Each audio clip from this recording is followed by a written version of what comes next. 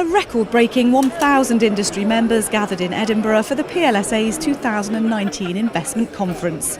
With the overarching theme of investing on the brink, CIOs, fund managers, trustees and global experts took to the stage to examine how to ensure the best possible returns in the trickiest of climates. We've got trade wars, we've got geopolitical events, we've got perhaps a shifting in the tectonic plates of UK-British politics. There's an awful lot going on, and there's an awful lot of opportunity for people to start to mistrust the institutions that look after their money. We have lots of initiatives on the go to try and help them to win that trust.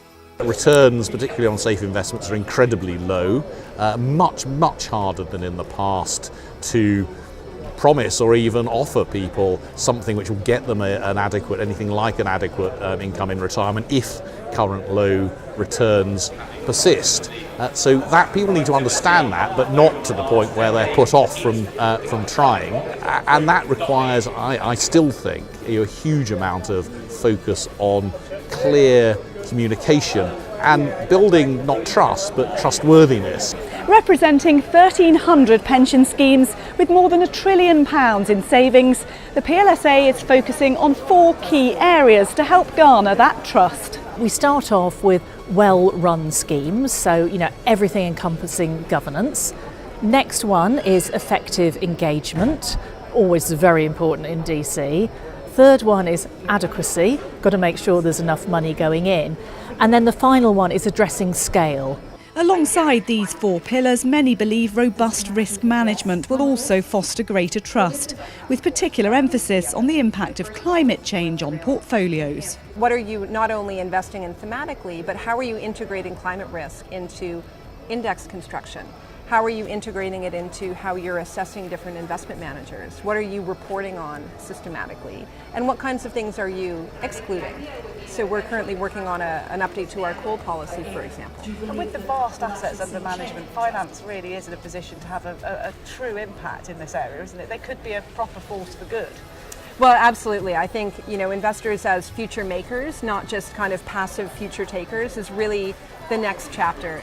A chapter more likely to be written by a workforce who think diversely. Problem solving and good decision making is core to success. And you can't do that if you keep putting the same problem in front of the same group of people and you'll get the same answers. Transformation comes from difference. So diversity of thinking is crucial both in the workforce and on boards? Absolutely, and diversity of thinking isn't just about psychometrically how you might be different, it's also your lived experiences that help shape how you value, how you approach and how you solve problems.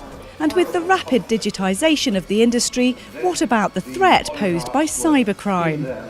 Large companies with important economic roles in the world have to be fully across what is going on in crime, both in the real world and the virtual world, because what we've seen in the past 5 to 7 years, for the first time, is a merging of traditional mafia capabilities with cyber criminal capabilities, 2 very different communities of people, but they are learning how to cooperate and how they can leverage each other's skills to be a much more powerful criminal force.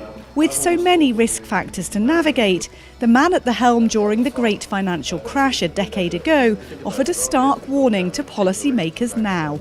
I strongly believe that, cross-party, you've got to make sure that if you set a regime in place and you ask people to plan on that basis, you don't break the deal. Because it's bad for everyone and it further erodes trust because people quite rightly say, well, you promised and you broke that promise.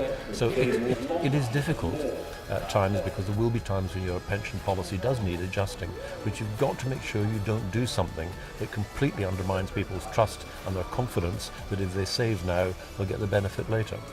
With an agenda covering all the key topics at the UK's largest event focused on pension fund investment, those in attendance could be sure to leave feeling inspired, better informed and with more meaningful connections than ever before.